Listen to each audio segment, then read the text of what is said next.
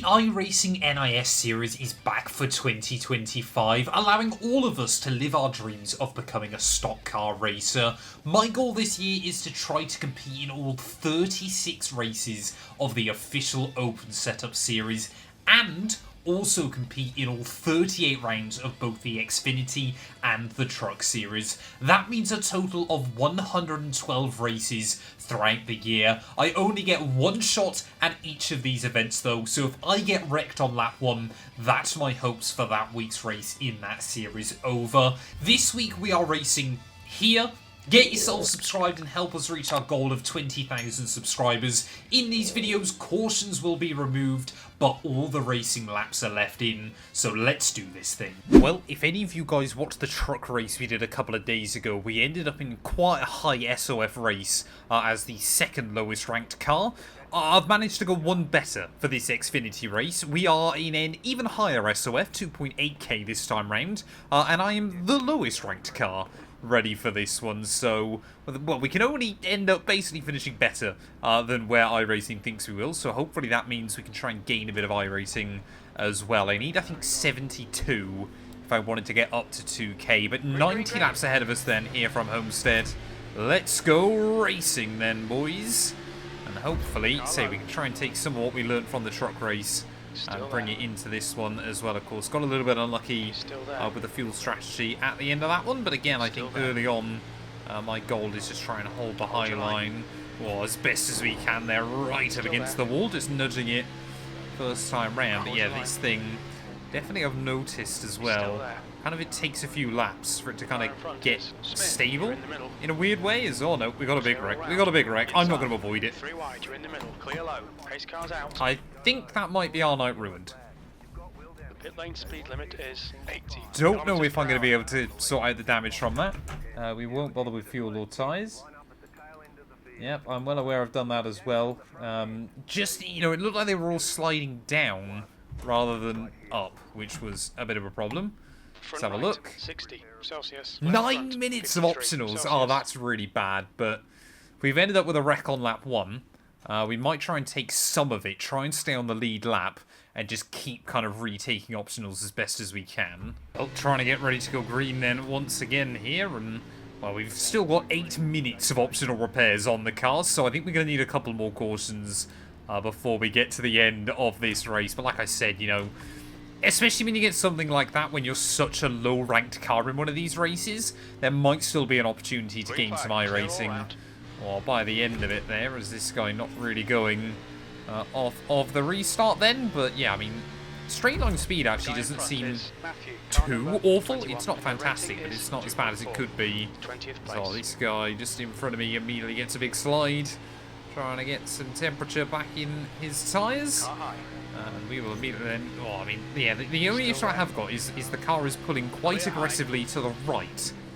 Which anybody that's done any oval racing before will know that's not the way you want the car pulling. So we're probably going to take even more out of our tyres. And say, we will probably end up laps down in this race unless we get a few more kind of well-timed cautions as well. And normally what you tend to find in these is you get one wreck very early on, and then people kind of calm down pretty quickly and try and settle into a bit of a rhythm as well. So, you know, this one could be different, but yeah, the higher SOF races definitely do seem to be a little bit kind of better behaved, which is quite important there, as we're going to drop back down to P26 then. So we did only lose a couple of cars at the start of this one. I mean, 35.3 actually isn't the worst lap in the world. We should hopefully kind of dip into the 34s. So we're only, well, like a second off the pace, which is, yeah, like I said, well, not ideal, especially when you do things like that through turn 1. But also not the end of the world. Even if we could just get back down to like 2-3 minutes of optionals, there definitely is still an opportunity for something from an event like this. But yeah, still just annoyed at myself obviously for kind of not scrubbing off enough speed as soon as we kind of notice those other problems. I think we've got to be a little bit careful of the water temp as well, so that could cause us issues as this race continues on. But we won't know unless we try, so I'm just going to try and stay out here, keep doing laps as best as we can, and like I said, pray that we get another caution pretty quickly as well. As yeah, that water temp does look quite high, a little bit higher than I think I'd want it to be. But yeah, we're already on lap 8 of 90, so there's a long old way to go still in this race. I do not. It's a particularly bad week if the race you manage to do the most laps in is the truck race. That's kind of a problem, as they're meant to be the shortest races in this series as well. So maybe we can try to avoid that as best as possible. But already, yeah, it just looks like things starting to calm down up towards the front. So, yeah, unfortunately, just take one error from someone. But I think, yeah, if we go a couple of laps down, then that'll be our evening. Yeah, I think we would probably then have to call it quits. But like I said, even if you end up a few laps down in a race like this, because of the fact we are the lowest I-rated person here, I mean, I reckon if we finished 21st, we'd only lose 15. So we'd need like a P19 finish here to gain iRacing. And often in these ones, if you get a couple of big wrecks and things like that, people will end up more than that off. We're losing about 2 seconds to the leader though, so it would only take probably about another 10 laps before we go a lap down. And yeah, like I said, that water temp might not even last that long in this race. The guy in front The is corner just in front of us looks pretty good. We'll ignore how bashed up on the other side it looks at this stage of the day, but you know, all we can do, like I said, is just poodle around and make sure that hopefully we get another caution before I get lapped, because that'll buy us a lot of time. Because obviously every caution we get, obviously the more optionals we can take will make the car more competitive. You know, will hopefully mean that we lose a bit less each and every time, but like I said, that relies on us getting a lot of cautions, which seems fairly unlikely based on the way the Homestead races have been this week. Everyone's kind of very careful about trying not to wreck their cars as best as they can. I mean, look, just the understeer through turn 1. I mean, through everywhere here. It's just getting worse and worse every single time. So we're already got those guys on our relative as well. That water temp, I mean, it's not creeping up too much, but it definitely is just not at a comfortable level. So we could very easily end up with an engine failure here. Wonder if holding the low line is any better for it. Doesn't appear to be, as yeah, everybody else still staying in the 33s. We are down into the 136s, which is really not what we want. 36.3 that lap, so I think we're just getting slower and slower as the race progresses. Ahead is increasing. It's now 12 seconds. These are sometimes the races where you think, why, why? But I like to try them. I'm certainly learning a lot. Homestead has been a brutal week for us, but I'm still learning, and well, I honestly don't think Martinsville is going to get any better next week out either. So we'll wait and see what happens with that. But a little bit nice and easy. I think, yeah, we're going to go a lap down in like the next 3, aren't we here? So this is really not boding well for us. Oh, come on, try to avoid hitting the wall. So all we just need is another well-timed caution. We could say, as long as I don't go a lap down, you kind of think, well, even if we get lucky dogs, I guess would be ideal for us in this race. But yeah, say if we're going to go a lap down after less than 20 laps, that's us going another lap down before anything else. And of course, others, you know, might start leaning on the option to have the lucky dog as well in this race. So yeah, that just does not bode well for us. I mean, we'll just have to try and stay out of the way of everybody when they do get to me. But this is the bizarre thing with kind of NASCAR racing. Any kind of road racer is looking at this going, it's impossible. But we managed to basically recover at Phoenix with a similar level of damage to an okay result. No idea what's going on with my driver's hand, but we'll try to ignore that as best as we can. There's those front tyres as well, as we take an absolute beating 1 lap in front at this stage.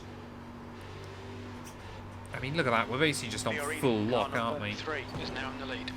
Ow. Oh, that was a 2x.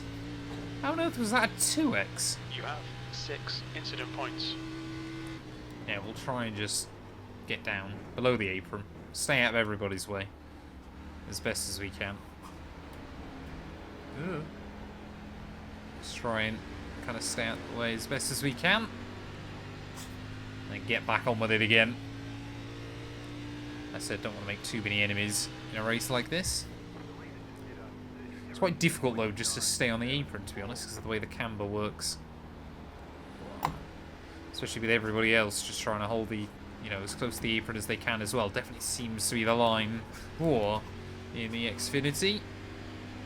Carlo. Sorry, 3 wide. I apologise. Clear all round. Gave the 22 there, I think, a little bit of a scare. Yeah, I think this one might be kind of GG's for us, to be honest, looking at it. You're clear outside. Car high. So I just want, if we just get a caution, that'd be fantastic. Got a car high. Clear outside.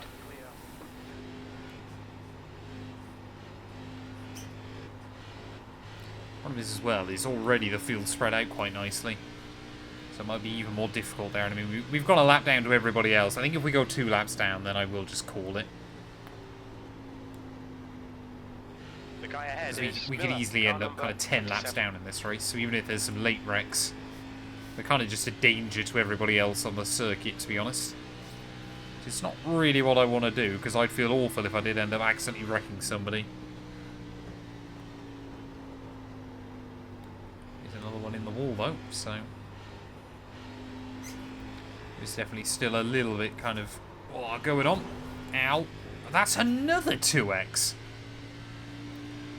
Remember at this point, yeah, we're going to lose SR from this. Did gain 0.35 SR in the last race I did, but I think we're basically going to lose all of that again in this one. Again, the leaders are already at 1/4 distance of this race, so... Laps are ticking by fairly quickly. So you think 8 minutes, we would have lost about 8 laps under caution.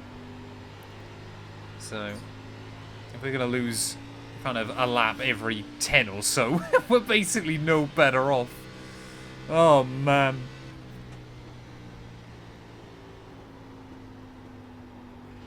There they are, already back on my relative yet again. So I just want another caution. Just give a chance to get rid of some of this damage. But then again, obviously with the lucky dog and everything else, that makes it very, very difficult to do anyway. Oh, man. So those horrible things where you're there going, I don't just want to give up. But I might have no real choice. Water temp seems to have come back down there, which I guess is good.